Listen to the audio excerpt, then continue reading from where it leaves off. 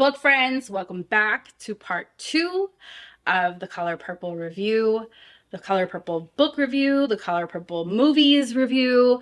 We're going to talk a bit about the rest of the story, and we're going to talk about the ending. The ending that launched 1,000 YouTube videos. No, it didn't. It just launched this one. But in my mind, like as soon as the ending happened, my mind exploded into the 5,000 videos that I wanted to make talking about it. So you're here, and this is Most Bookish. I am Amanda, and I'm so glad you came back one more time to listen to my ridiculousness. So Harpo's is successful. Shug and Albert and Celie are living life as a trio very happily, and Sophia has found a new man to treat her right that she actually ended up having, I believe, 1 or 2 babies with. Big, strong man who she brings to Harpo's bar, and it seems like everything is going along, let's say. Then cut to Sophia being in town with her kid and her new man, and the mayor's wife approaches her because she sees her looking clean and successful, and her children, and she comes up to her and says, "Hey, do you want to be a maid in my house?" And Sophia says no, and the lady's like trying to talk her into it, and she's like, no. It's like, what'd you say? It's again a famous scene, Oprah's original scene. The new actress Danielle Brooks does an amazing job with the character, and she's like, I said hell no. And then the mayor comes over and it's like, what'd you say to my wife, girl? She said, I said hell no. And he hits her and she proceeds to punch him. Can't remember if that actually happens in the book, but it happens in both movies. And she gets put in prison. What I didn't know, and what I found out from reading Alice Walker's journals, was that this reference was because there was an actual law in the South at this time where if a white person presented work to a black person and they refused, this was considered assault. They would go to jail, and once in jail, they could then be leased as a convict to this same white person who had been refused their labor to begin with. And this is going back to where we started of, while this was a period post-Reconstruction, even still a little bit in Reconstruction, and if you want to talk about the South, there's probably Reconstruction forever, even though Reconstruction is supposed to be like a period where they rebuilt and did better things for black people, but I think they reconstructed the same damn world they were in. Following Reconstruction, there was a progressive period. That's because of industry and us turning into more of a city versus rural type of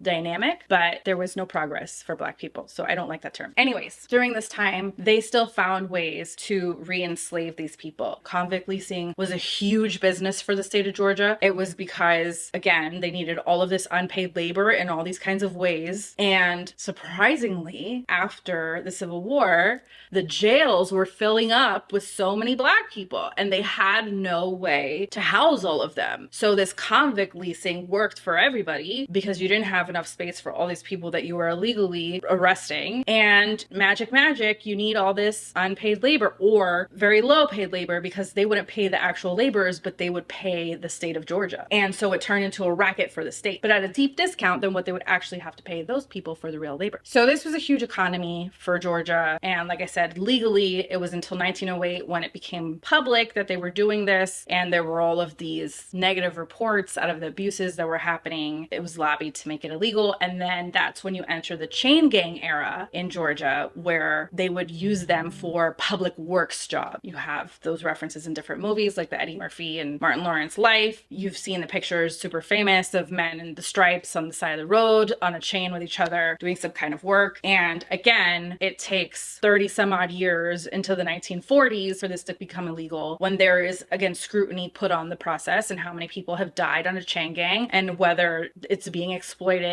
as a way of slave labor. And there's a line in Alice Walker's story where Sophia says, once she goes to be a maid for this white lady so that she doesn't die in jail, there's a line where she's talking to one of her kids and she says that she was a slave, and he was like, no, you were a laborer or something. I don't know what he says. She's like, no, I was a slave. Like, this was a real form of slavery that they got around the system to still enact. At this point, we finally get Sophia in better condition conditions. The scene where the mayor's wife says she can take her to have dinner with her family, and then she can't drive her own car, so Sophia has to come back with her, is also in the book, but it's told by Sophia as a story later. There are extra characters in the mayor's family that show up in the book that aren't in the movie, which is the two children that belong to them. The boy, who is a little boy and treats her like a slave, and then the little girl who falls in love with her, and she ends up defending Sophia when the little boy would try and get her in trouble. And they have a kind of relationship that goes on through the book that isn't a very big relationship, but it affords Alice, I feel like, the ability to make some commentary about good white people versus non-good white people later. Once the girl is grown up, she has her own baby, and she really wants Sophia to love this baby. She has a baby with some white guy that she married, and she really wants Sophia to love the baby and say, you know, oh, I love him so much. And she pushes and pushes to where it's uncomfortable, and Sophia just snaps and is like, no, I don't love him. Because she kept trying to say, like, yeah, he's cute, he's fine, whatever, but she wanted her to say, like, I love him so much because they have a relationship. And she's like, no, I don't love him because he's gonna grow up and treat me just like all of the other white men in this town treated me. So no, I can't, I won't. Again, it's a kind of conversation about how much does an individual's behavior really count if the structure itself is rotten. It's wonderful that this little girl saved Sophia from being abused even more than she was on numerous occasions. However, if it's just that one girl, how much does that change structurally for these people living in this world? Because the next generation is just going to come along and reinforce the same horrid conditions that were already there if we don't seriously do something and change the way everybody thinks, not just a few saviors. Again, at this point, Sophia's in an okay place. Shug and Celie have been developing this relationship for a long time, and at a certain point, Shug comes back with her new husband that Albert and Celie don't really like. Celie has entered into a kind of physical relationship with Shug that is part exploration of herself as a woman, and even looking at her body as something that can enjoy anything related to sex, and also involves Shug herself and moments between them of lesbian love or lesbianism, or there's kind of references, but there's not explicit things besides when they're talking about how Celie can pleasure herself. So you're assuming as the reader that there is a lesbian love affair that goes on between them and they live a life together, but you don't really know the exact intricacies. So in the movies, it's always been like kissing and the assumption of leading to more, but they don't really get into like how far that goes. In the books, they do actually share life together. They live together, but there are other people living in the house. So I'm assuming it's deliberately vague. I'm not sure. Or maybe it's none of our business. It's none of our business. Maybe that's the deliberate portion there. However, what's interesting during this time is that shortly after the writing of the book in the 80s, Alice is coming to the realization that she has lesbian feelings and that she's interested in women and exploring the possibilities of having a sexual relationship with a woman. So maybe some of the vagueness is Alice's own vagueness and not knowing where she stands on this. There's a lot of question about whether or not this was based off of anything that she had experienced. Obviously, she wasn't alive during that time, but where does some of the material come from? And while it's not autobiographical or it's not a true story, there are certain things in her life that have similarities. Like she had a grandfather who was very abusive to her grandmother for the entirety of their relationship. She is from Georgia. Their family is from the South. And she went to Sarah Lawrence. She was educated. So she had the missionary figure be an educated woman. Let's get there because I'm getting ahead of myself. Anyways. So during this time of Celie and Shug and Albert being together and Shug bringing home her new husband, come to find out that there is a treasure trove of all of these letters from Nettie from all of these years, that Albert has been hiding them from her for all of these years. And immediately, Celie is thrown into these overwhelming feelings of wanting to murder Albert. The one person in the world who loved her,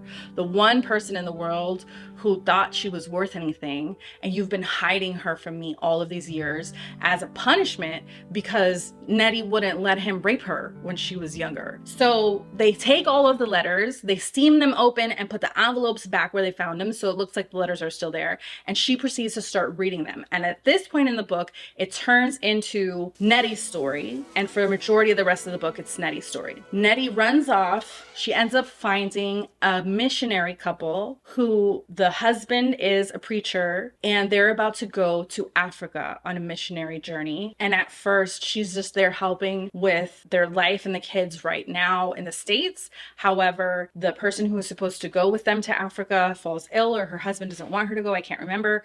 And Nettie takes the spot of this person who's supposed to go. Turns out this missionary couple, the husband in his life before he was a preacher, when he wasn't such a great guy, he was good friends with Nettie and Celie's pa, who it turns out is not their father. Their real father, who built the farm, who built the little store that the family has, who was a good man, was murdered by the local white people because he would not give them anything or he was too successful. This guy comes in and marries the woman who's bereft and has 2 little babies, and the land isn't being worked. So he walks in and starts to take care of everything, immediately cuts the white people in, so they leave him alone, and he ends up being super prosperous. The girls are tiny. They don't remember any of this, and the mom was out of her mind with grief, so she never talks about any of this to them. He proceeds to get her pregnant with however many other kids, but their whole lives they have no idea that this man who ends up raping Celie for years was never their father. So at least that's a weight off of her mind and her conscience and her soul, that she didn't have children with her own father. It wasn't her father raping her this whole time. Her father was actually a good man, and her children aren't actually her siblings. We find that out, and Nettie ends up going off to Africa with this couple who, like I said, the husband knew the bad stepfather, and the bad stepfather gives them Celie's children. So they end up raising Celie's children. They don't know that they belong to Celie. They don't know anything about the story. They just know that they can't have kids, and he offers these kids to him. So Nettie gets to be with Celie's kids,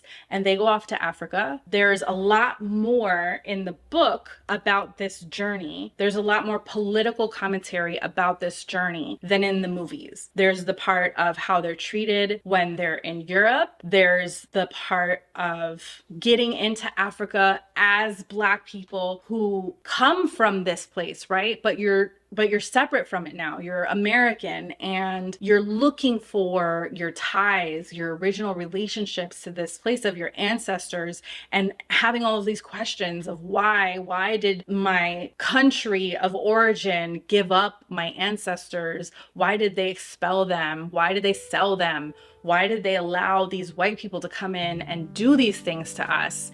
And trying to form relationships with the new tribe that they go in to be missionaries to, so that they can understand some of this. And in that, Nettie basically says, like, there's no point because we don't even exist to them. We are basically the white man, but we're brown. Like, we're not important to them. We are so other. They don't consider us a part of them. They don't consider by our dress, by our language. There is no impetus on the natives' part to bring us in as anything other than foreigners who might be able to benefit them educationally and give their boys some information that'll help them navigate the world with these white people that keep encroaching. But they're not interested in any kind of reconciling as us having come from the same place. They don't see us as that anyways. So it's a story of her being there for years, and it talks a bit about how the Africans treat girls there as well, how they are seen as second-class citizens, how they are doing all of the housework and maintaining the vegetables and doing all of that. And African men have multiple wives,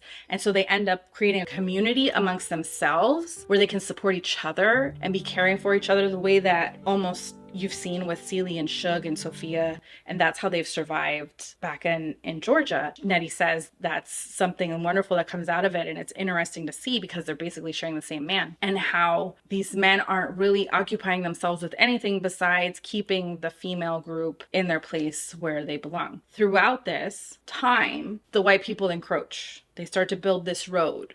In the movies, they don't really get into what this road is. We just know that there's been so much exploitation in Africa, it could have been building anything. What she's referring to is the rubber plantations. She does say rubber plantations in the books, but it's the rubber plantations that the Firestone Company ends up putting in Africa, in Liberia to be specific. In 1926, the Firestone Company signs a lease deal with the Liberian government for 1,000,000 acres. Any 1,000,000 acres that they want, they get to choose what million they want, for 6 cents an acre. The lease is for 99 years. So they basically go in and steal all of this land. None of the natives have any formal documents or rights to any of this land. Their people have just always been there. There is no such thing as a lease or a mortgage or any of those things. There's no proof that this is yours. It's just my family have been here for 3,000 years and the government that's now come in doesn't care about any of that. So now this is all owned by these white people who, in exchange for giving you some crappy hut somewhere, will pay you for your labor by giving you that hut and dirty water for you to relocate and get the hell off of their property, but they need you to come take care of their rubber trees. By the way, Firestone is still in Liberia. They signed a new lease with the Liberian government. The version of the lease that existed basically put the Liberian government into debt to the Firestone people. Let's talk about how much that company is worth. It's now owned by Bridgestone, but in 2022, the Firestone company on its own had revenues of $7.1 billion.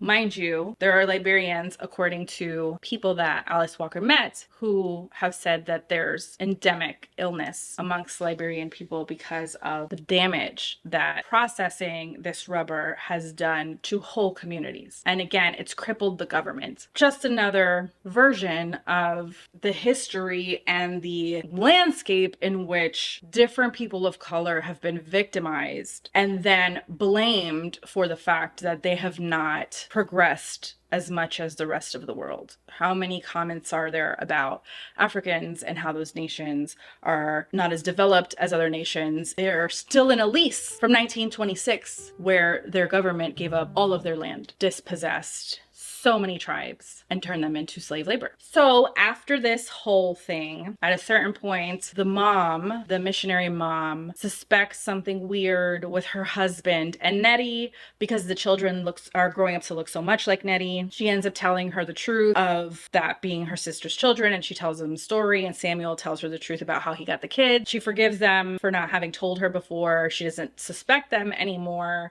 of being involved in some strange way. But either way, from everything happening, she dies. Nettie and the missionary father, and his name is Samuel, eventually realize that they have feelings for one another, and they end up being together, and they're trying to figure out a way to get back to the Americas because the situation with the tribe is really bad. There's a little girl that Celie's son falls in love with, who is a member of the tribe who had grown up really close friends with Celie's daughter, and she's really intelligent, and she has different feelings about female, I don't want to say empowerment because that's, I feel like, too advanced of or too radical of a term for what it was, but she wants to be like Celie's daughter, who's Olivia. She wants to be like Olivia, and she wants to learn, and she wants to be treated like the boys. She wants to be educated next to the boys, doesn't understand why she can't. It's not until her father dies that her mom allows her to progress in that way, even though she lets the tribe put their markings on her, the scars that she's going to have to live with for the rest of her life as a show of solidarity to the tribe that's falling apart because of these colonizers. She still wants to leave. She ends up letting Adam talk her into leaving and coming with them to America. As Celie's reading this story, she is getting more and more to a place where she can't live with Albert anymore because, like I said, she wants to murder him. Shug ends up taking her with her to her home, and there's this big scene that's also super famous from the movies where during a dinner, Celie tells him she's leaving with Shug. Now what's wrong with you? You a low down dirty dog. That's what's wrong. And he's like, what? No, you're not. And she's like, yes, I am. And he's like, what are you going to do? So she's going to have to take care of you. You're ugly. You're worthless. Nobody's going to care about you. She's like, you took the one person who cared about me away from me. And I may be ugly, but I'm going to be free. She proceeds to curse him and is like, everything bad that you did to me is going to come back. Everything you've done is going to be rained back on you. In the books, that does not manifest itself as anything crazy. In the movies, they do, in the new one, they have like a locust plague, I don't know, some kind of plague on his crops. That happens in the 85 movie. everything is just like run down and back to the trashy condition it was in when Celie first got there. You could argue that it's because she said that. You could argue it's because she left and she was the one taking care of the whole place to begin with. He sinks into this horrible depression where he doesn't get up for however many days. His son Harpo comes and takes care of him, and he does not end up recovering until he mails Celie the rest of Nettie's letters, and he makes good on that, and he starts treating his family nicer, and he starts being a better person. He's nicer to Sophia. He starts to redeem himself so that by the time Celie and Shug go visit her father, her stepfather, that she knows is her stepfather at this point, to ask him why did he do this, even though when she finally sees him, all she ends up asking him is where are her parents' graves, where is her father buried, and that guy is still alive. In the movies he just dies, you never see him again, but in the books he's still alive, and he basically is like, I fixed this place, I was the one who made the deal with those white people, your father didn't have any sense. Like, he's not remorseful at all for what he did to her. He's already married with another young girl who he's likely been abusing all of these years too. The habit of marrying a 15-year-old girl was normal back then. Having children was very hazardous to women, and as these men would have more and more kids with these women and the women would die, they just go find another young girl to replace her. Cut to the stepdad ends up dying, and it comes out that all of that land and everything had always belonged to Celie and her sister. The money that the man had made goes to this new wife. All of the property and the store belongs to Celie. She ends up being Albert's neighbor. She's been very successful selling these pants that she started making once she went with Shug, which is interesting that it's pants because it's almost like putting on the pants. I didn't really think about that reference until I saw this last movie, but I don't know if it's deliberate, but she finally finds her way to take care of herself once she makes these pants and puts them on everybody else and puts them on all these women. I guess taking some of the male agency, maybe, it seemed, by putting on the pants, wearing the pants. Once she has the house and she's starting to build up her stuff on her own, Shug runs off, in the books, Shug runs off with some 19-year-old guy because Shug is just free loving, right? This breaks Celie's heart. In her heartbreak in building her life again, she ends up starting to have conversations with Albert. It starts with running into him when she's looking for Sophia, because Sophia is now back with Harpo. They develop a friendship and talking about Shug. She still hates him, but they talk about Shug and how much they love Shug, and then they start talking about life, and he realized things about life that make him see that he was a bad guy before. And in those conversations, he gets redeemed, and this is the part that made me mad in the movie that I don't agree with. The end of the movie in the 85 film. Wait. He ends up being redeemed in the books by having this relationship with her. Eventually, Shug comes back, realizes the 19-year-old is whatever. She comes back to live with Celie. They're all together having a barbecue or a picnic of some kind, celebrating something together. And while they're all outside, a car starts driving up. Turns out it is Nettie and the kids. They've come back from Africa with Samuel and with Adam's wife, and they're reunited, and it's fantastic. At this barbecue, they're all there. Sophia is there, her new family, with her old family, and now she has all of them. So Sophia, and it's Shug, and it's Albert and Harpo, and all tied up nice and neat at the end. In the 1985 movie, they complicate Albert's redemption story because in the books, it is very, I feel like, simplistic in that, again, he just sends her the letters. He starts to be nicer to everybody, and he is now redeemed. Nettie writes to Celie about some complications with immigration that Shug looks into. However that gets resolved, it has nothing to do with Albert. I don't know if there's some implication that somehow he did something somewhere that Alice Walker, the writer, did not explicitly say. That's possible. On the surface, it seems very easy for him to go from being the bad guy to the good guy. In the movie, 1985 movie with Whoopi Goldberg, Danny Glover plays Albert. He ends up paying the immigration office to clear up whatever issues Nettie and the kids had to get back. And the final scene is Celie, Whoopi Goldberg, being at the house with Sophia, with Harpo, with Shug, when this car drives up. The kids and Nettie come out, and Whoopi Goldberg puts on her glasses and starts walking and realizes that it is Nettie. And she yells out in the famous scene, Nettie! And then Nettie goes, Celie! And then they run to each other, and they touch each other's face. Celie! It is one of the most touching scenes ever. I cry every single time. In the distance, Shug looks and she sees Albert watching with his raggedy horse and him looking raggedy in his raggedy field and looking on of like, you know, happy that they're together. But he's not a part of it because he doesn't deserve to be a part of it. Because I don't care how many conversations he had or how many coming of the lights he had. He abused this woman for 30 years. He lied to her and kept her sister from her for 30 years. He abused his kids. He abused everybody. He was a horrible guy. He raped her as a young bride for I don't know how many years. And just because he's old and sad now, we're supposed to like forget that he was the monster this whole time. Now, there are parts in the book and there are parts that are also in the movie that show that he is a pathetic figure. Abusers always are, right? But he's a pathetic figure. Part of why he's an abuser is because he was abused as a child, because his father treated him like trash, because he is in this system that is a version of slavery, basically, where Black people still exist in a world where they get mistreated and treated like they're subhuman. For instance, take the Sophia case, where when she gets hauled off to jail, she's there with her man and he can't do anything. She tells him, just get the kids out of here. She knows that if he gets involved, he's going to be killed. He's going to be dead. You can't be a real man and defend your woman. You can't defend your family. You're so impotent. You're so powerless in so many ways that I understand this idea that you have to reclaim your power. Reclaiming it by abusing the people in your life, your innocent children, your innocent spouse, is still monstrous. I don't care what's being done to you. And so he deserves to be there with his decrepit horse and looking like shit. And I hope he rots forever. But that's not what Alice Walker wanted. That's not what Alice Walker wanted. There's actually a letter that she wrote to Danny Glover. In her journal, there's a copy of this letter, Gathering Blossoms Under Fire. She wrote so many journals over the years. She actually donated them, I think, to a college in Georgia, but I might be lying. They can't all be released until 40 years after she's died, but she took some of them and published them in this book. I have highlighted.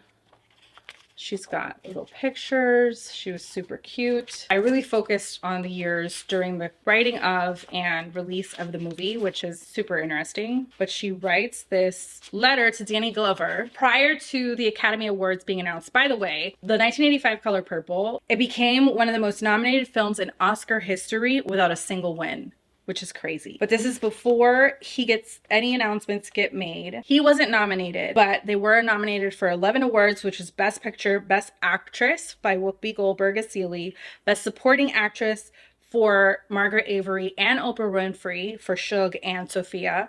And then Best Adapted Screenplay was one of them too. So she writes to him. She says, I've been thinking about you as actor in spirit and hoping you are well. She says some stuff about how deserving he is and what a great actor he is. And then she says, let me tell you a story. She had a period in time where she had a really traumatic experience and she was sent to live with her grandparents. There were all these stories about how dangerous her grandfather had been when he was young. There were many stories about how energetically Papa beat our grandmother, his wife. Chillingly, these stories were told as if this behavior was amusing, and even the children mimicked my grandmother's fear, laughing at how she pleaded for her life or ran off through the corn. He also always, all his life, absolutely loved someone else. When she lived with him, they were old or getting old. Even though he didn't beat her anymore, the relationship was still autocratic. He called her woman. She called him Mr. Walker. Her grandmother, she goes on to say, did 4/5 of the work. Mostly house cleaning, cooking, seeing after chickens and pigs, tending the garden. Alice Walker remembers long hours of her grandfather and her just sitting quietly on the porch watching cars go by. He was never violent and never raised his voice the whole time that Alice Walker lived with them. And yet, the effects of his violence I could see plainly in Rachel's, her grandmother's, slavish behavior. Then goes on to tell Danny Glover that he might know from playing the character, but she didn't realize for a really long time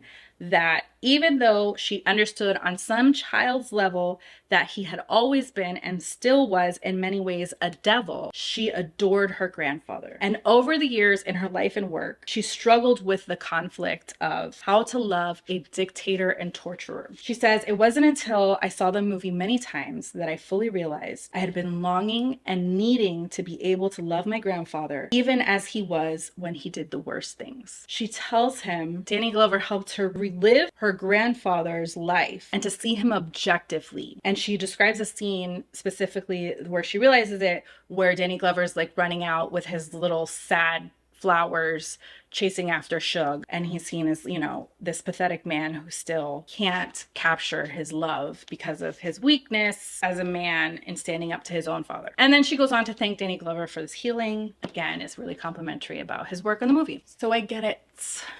I get it. I get the wanting to forgive the abuser, especially once they're old and they're no longer in power. And how many of us from our parents or even ourselves have stories of figures in our life who were very abusive when we were kids or when they were kids, and now they're these docile little old people who dote on their grandchildren. I do not care. I want him. I want the guy in the movie. I want Albert to die alone and miserable with nothing for all of those years of joy that he took away from this poor woman. Because at the end of the day, whatever he did to redeem himself, if he sold all his land and everything he had just to bring those people back from Africa, if he dragged himself through the streets crying, "Forgive me, Celie," it still does not erase all of the years of what he did to her. It does not erase the memories and the trauma that she has to live with for the rest of her life, that is going to scar her for the rest of her life. And she was so simplistic in so many ways. It's going to take her 5 lifetimes just to dig through all of this horror. And you want me to forgive this man? No.